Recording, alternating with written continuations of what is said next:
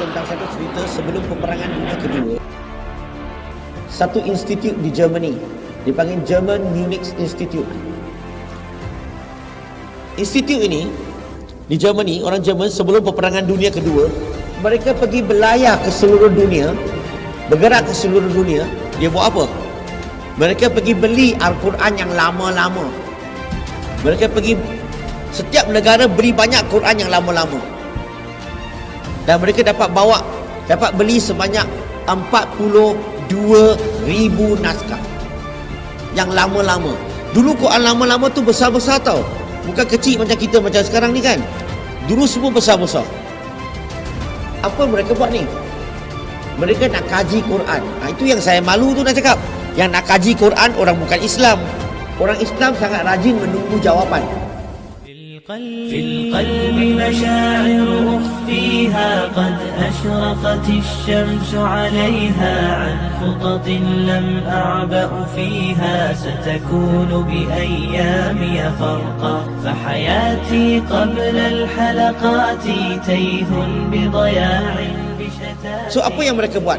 Mereka bandingkan Quran daripada Rusia dengan Malaysia.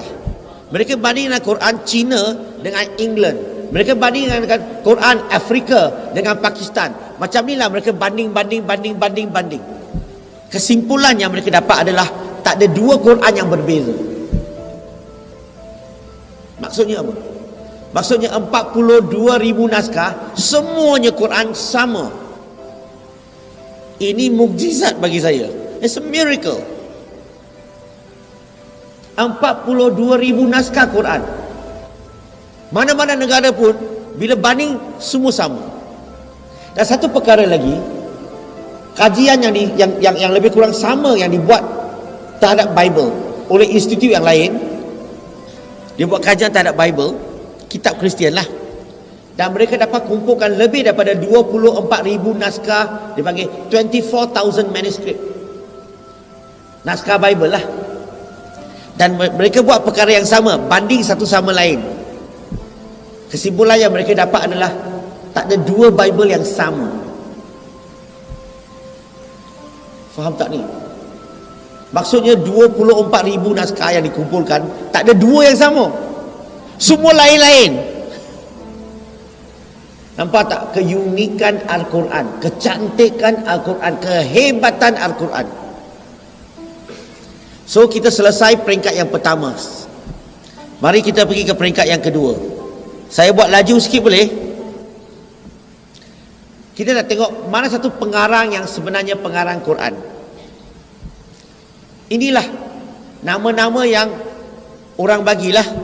Kalau di barat ditanya dia, rasa-rasa siapa pengarang Quran, dia akan kata Nabi Muhammad sallallahu alaihi wasallam. Dia yang mengarang Quran. Lepas tu dia kata, kalau kita buktikan Nabi bukan pengarang, dia kata dia belajar dengan orang Arab. Lepas tu kita buktikan orang Arab tak ajar dia, dia belajar dengan orang bukan Arab. Bila kita buktikan orang bukan Arab tak ajar dia, dia kata dia tiru daripada Bible 75%. Lepas tu dia tiru apa? Dia kata Quran dikarang oleh syaitan. Ini adalah nama-nama yang terkenal, okey, yang orang tuduh adalah pengarang Quran. Tapi kita orang Islam satu dunia, semua sebulat suara kita percaya Al-Quran Allah adalah pengarangnya. Betul? So sekarang ni kita nak, macam mana nak buktikan? Kita kena bincang satu persatu. Siapa yang tak layak kita singkirkan. Kita bincang, kita mula. Tapi secara ringkas ya, sudah lewat. Mungkin tak Nabi Muhammad sallallahu alaihi wasallam tu pengarang Quran? Yang pertama, dia tak pernah mengaku dia pengarang Quran. Setuju? Yang kedua, dalam Al-Quran, dalam surah Al-Ankabut surah ke-29 ayat 48, dia dikatakan sebagai apa? Seorang ummi, tak tahu baca, tak tahu tulis. Kalau tak tahu baca dan tak tahu tulis, macam mana boleh tulis Al-Quran? Kalau seseorang itu dia kata saya tak tahu tulis ABC, boleh tak saya tulis buku Melayu? Tak boleh. ABC pun tak tahu macam mana tulis. Kedua, baginda juga dikenali sebagai Al-Amin. Tahu tak Al-Amin? Dia dikenali Al-Amin bukan sesama orang Islam. Dengan orang bukan Islam pun digelar sebagai Al-Amin. Apa maksud Al-Amin? trustworthy. Orang sangat-sangat percaya kat dia, betul? Amat boleh dipercayai. Dan dia tak pernah tipu. Sejak kecil sampai wafat tak pernah tipu. Tak ada rekod tunjukkan dia tipu. Orang percaya kat dia. Dan memang dia alamin. Dia tak pernah menipu. Dia tak pernah mengaku dia pengarang Quran. Saya bagi pendekkan cerita. Kalaulah Nabi Muhammad SAW adalah pengarang Quran, kalau rasa-rasa kalau kita karang buku, lepas tu kita akan tegur diri tak? Kita akan tegur diri kita tak?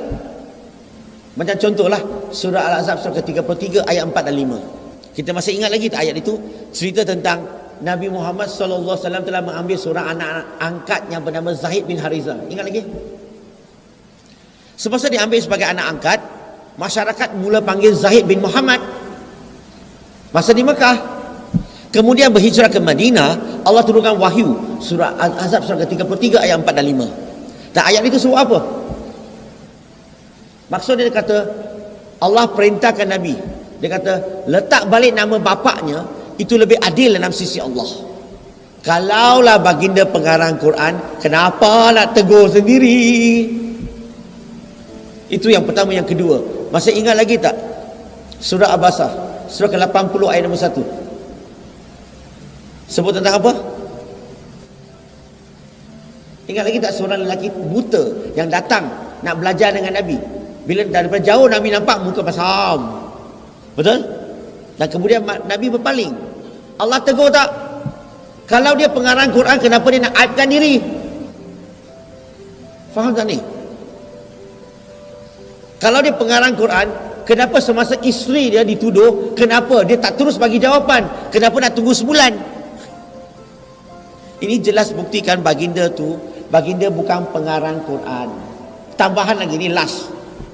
Tambahan lagi, tak mungkin baginda adalah pengarang Quran sebab Al-Quran ini, keseluruhan Al-Quran ada lebih daripada 6,000 ayat. Dan lebih daripada 1,000 ayat Quran menceritakan tentang fakta sains. Menceritakan fakta sains.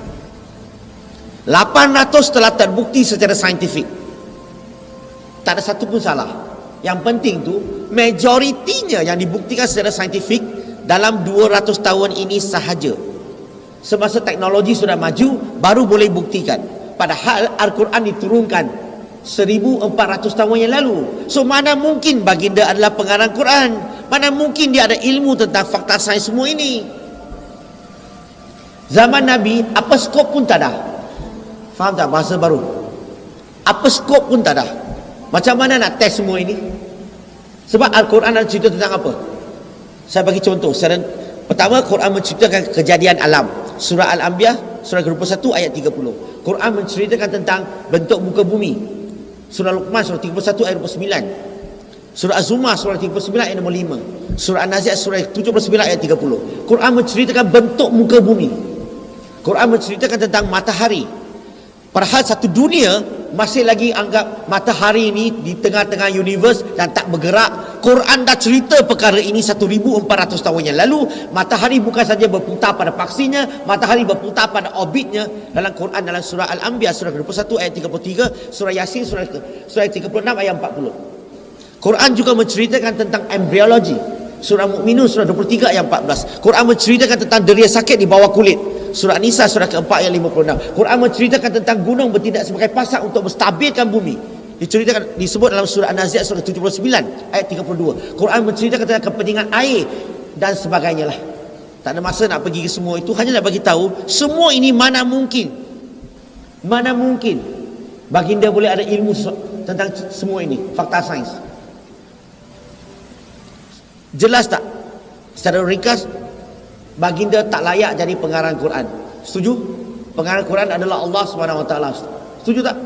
So Nabi tak layak. Kalau kita lihat di sini, tidak munasabah, tidak layak, tidak logik pun. So kita terpaksa singkirkan Nabi Muhammad SAW. Lepas tu orang pula cerita Nabi belajar dengan orang Arab. Arab ini sebelum kedatangan Nabi Muhammad SAW maju ke mundur? Salah, bukan mundur, bukan maju, sangat-sangat mundur. 3 kali. Sangat mundur. Bilakah negara Arab mula jadi maju? Selepas Nabi Muhammad SAW diutuskan, selepas Al-Quran diturunkan. Orang Arab maju daripada bidang apa? Perniagaan, lagi sains, lagi bahasa Arab. Dia belajar daripada mana semua ini? Dia belajar daripada Al-Quran. Sains, Quran. Bahasa Arab, Quran. Tahu tak bahasa Arab, asal bahasa Arab tidak mempunyai present tense, past tense, future tense dan sebagainya. Yang mereka belajar dengan Quran. So persoalan sekarang, Nabi belajarkan dia ke dia belajarkan Nabi? Boleh faham tak? So orang Arab sendiri belajar dengan Quran. Sebab itulah mereka mula maju. So tak mungkin baginda belajar dengan orang Arab.